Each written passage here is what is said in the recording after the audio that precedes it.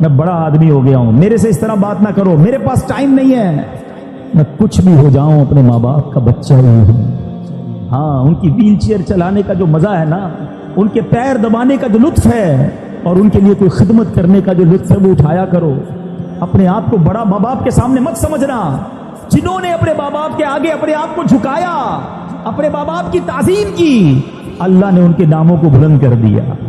ہاں، ادھر اونچا سر کرو گے تو دنیا میں ذلیل ہو جاؤ گے، ادھر سر جھکا دو گے، تعظیم کرو گے، دعا لگ گئی تو بیڑا پار ہو جائے گا۔ سبحان اللہ۔ نبی پاک علیہ الصلوۃ والسلام فرماتے ہیں والدین جنت کے دروازوں میں سے درمیانی دروازہ ہیں، اب تجھے اختیار ہے، چاہے اس دروازے کو ضائع کر دے یا اس کی حفاظت کر دے۔ ایک اور جگہ نبی پاک فرماتے ہیں، کسی نے پوچھا یا رسول اللہ والدین کا حق اس کی اولاد پر کیا ہے؟ آپ علیہ الصلوۃ والسلام نے فرمایا والدین ہی تیری جنت اور دوزخ ہیں۔ ابھی بڑی ایک لائن ہے مگر اس کو سمجھو، خدمت کر لی، راضی کر لیا تو یہی تیری جنت ہے، اور اگر ان کو ناراض کر لیا نا، ہاں بعض اوقات ساری دنیا راضی ہوتی ہے ہم سے، محلے والے بڑے خوش ہوتے ہیں، نمازی ہماری بڑی تعریف کر رہے ہوتے ہیں، مگر ماں باپ ناراض ہوتے ہیں، تو بھائی یہی تیری جنت ہے، یہی تیری دوزخ ہے۔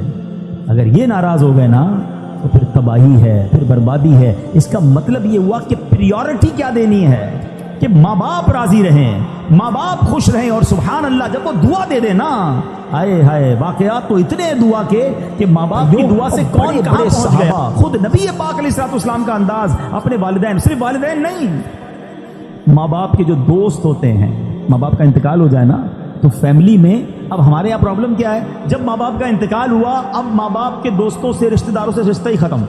ادھر والدہ کا انتقال ہوا، ننیال سے رشتہ ختم، والد صاحب کا انتقال ہوا، ددیال سے رشتہ ختم، چاچا کو کوئی نہیں پوچھتا، تایا کو کوئی نہیں پوچھتا ہے، ادھر اسی طرح امی کا انتقال ہو گیا، ننیال کو کوئی نہیں پوچھ رہا۔ نہیں، جن کا ان کے ساتھ تعلق تھا، ان کی روح کو اگر راضی کرنا ہے تو ان کے جانے کے بعد ان کے رشتہ داروں اور ان کے دوستوں کے ساتھ اچھا سلوک کریں۔ آپ سنیں، حضرت سیدنا عبداللہ ابن عمر سے مکہ مکرمہ میں ان کی ایک اعرابی، ایک دیہاتی سے ملاقات ہوئی۔ عبداللہ ابن عمر نے اس کو سلام کیا، جس سواری پر آپ سوار تھے اس بندے کو، اس اعرابی کو اس سواری پر بٹھا لیا اور اپنا امامہ اتار کر اسے دے دیا۔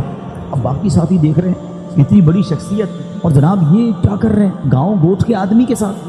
تو حضرت یہ تو تھوڑے سے پیسوں سے، تھوڑے سے تحفے سے بھی گاؤں والے خوش ہو جاتے ہیں، آپ نے اتنی مہربانی کیوں کی؟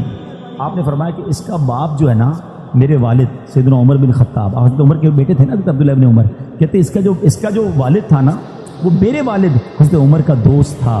میں نے اللہ کے رسول کو فرماتے ہوئے سنا ہے کہ بہتر بھلائیوں میں سے ہے کہ بیٹا اپنے باپ کو ساتھ محبت رکھنے والوں سے بھی صلہ رحمی کرے، یعنی جو آپ کے والد کے ساتھ اچھا سلوک کرے نا، اب وہ چلے گئے والد صاحب دنیا سے، اب ان کے ساتھ اچھا سلوک کرے۔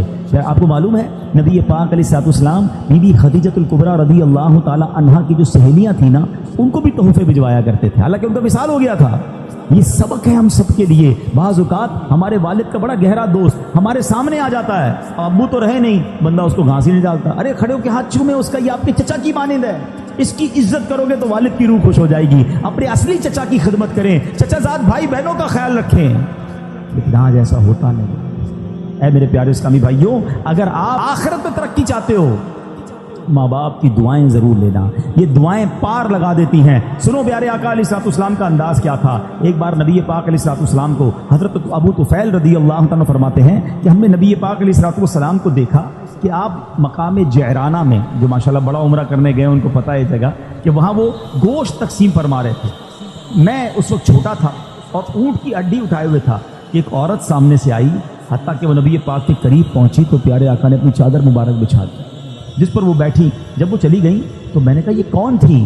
صحابہ کرام نے فرمایا یہ نبی پاک علیہ الصلوۃ والسلام کی رضائی والدہ تھی۔ حضرت ملا علی قاری فرماتے ہیں یہ حلیمہ سعدیہ تھی۔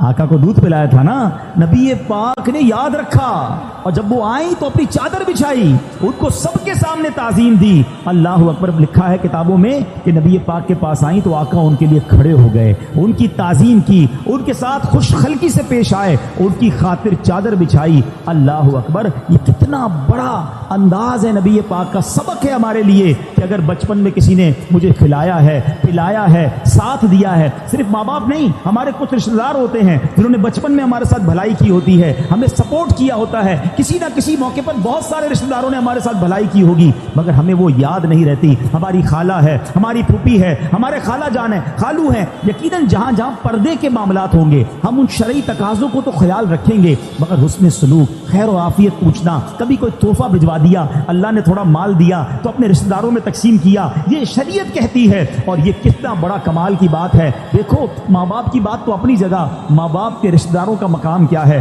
آپ سنیں گے, آپ کا ایمان تازہ ہو جائے گا. ایک بار نبی پاک علیہ الصلوۃ والسلام کے پاس ایک شخص آیا اور آ کر کہتا ہے کہ حضور مجھ سے گناہ ہو گیا ہے, کیا میری جو ہے توبہ قبول ہو جائے گی؟ اب ذرا غور سے سنیے گا, میری توبہ قبول ہو جائے گی, مجھ سے گناہ ہو گیا ہے. اب نبی پاک نے اس کے سوال پہ کیا کہا؟ پیارے آقا علیہ الصلوۃ والسلام فرمایا کیا تیری والدہ ہے؟ کہتا حضور نہیں, والدہ کا تو انتقال ہو گیا. ہائے ہائے, تو نبی پاک نے کیا فرمایا؟ فرمایا تیری خالہ ہے؟ جی حضور خالہ زندہ ہے.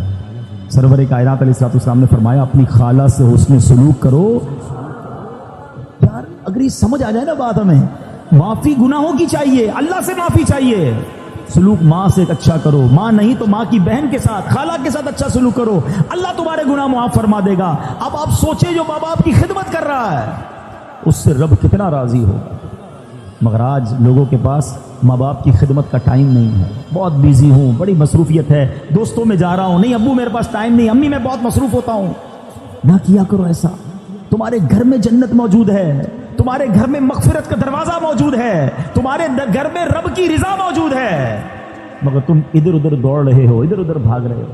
اے میرے پیارے اسلامی بھائیوں, آئیے میں چند حدیثیں سناتا ہوں, آپ کا ایمان تازہ ہو جائے گا. ایک بار حضرت ابو اسحاق رحمۃ اللہ تعالی, پہلے ایک روایت سن لیں کہ خدمت میں ایک شخص حاضر ہوا, عرض کی حضور میں نے رات کو خواب میں دیکھا کہ آپ کی داڑھی جو ہے وہ ہیرے جواہرات سے سجی ہوئی ہے. بزرگ کو کسی اور نے خواب میں دے کر آ کر کہا کہ میں نے خواب میں دیکھا کہ آپ کی داڑھی جو ہے اس میں ہیرے جواہرات ہیں. آپ نے فرمایا تو سچ کہتا ہے, یعنی تیرا خواب سچا ہے, کیونکہ میں نے کل سونے سے قبل اپنی داڑھی جو ہے اپنی ماں کے تلووں کو لگائی تھی.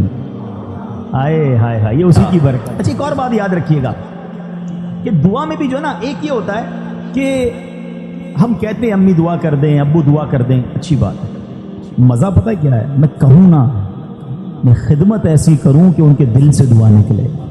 ہاں وہ جو اثر رکھتی ہے نا, ایمان تازہ ہو جائے گا. سنو ایک واقعہ, ایک گناہگار نوجوان کا انتقال ہوا, اس کو کسی نے خواب میں جنت میں حاجیوں کے ساتھ ٹہلتے دیکھا.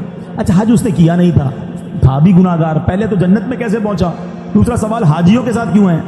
تو کسی نے کہا کہ تو بڑا گناہگار تھا, تیرا تو کوئی عمل بھی نہیں, میں نہیں پتہ یہ سارے وارے نیارے کیسے ہو گئے. اب میری ایک ضعیف ماں تھی, میں جب مکان سے باہر جاتا تھا نا تو اپنا سر ان کے قدموں میں رکھ دیتا, قدم چومتا, اس کے بعد باہر نکلتا. میری ماں مجھے دعا دیا کرتی تھی, اللہ تجھے بخش دے اور تجھے حج کا ثواب عطا فرمائے. آئے ہائے, کہتا ہے اللہ نے میری ماں کی دعا قبول کر لی, مجھے بخش بھی دیا اور مجھے حاجیوں کے ساتھ بھی کر دیا.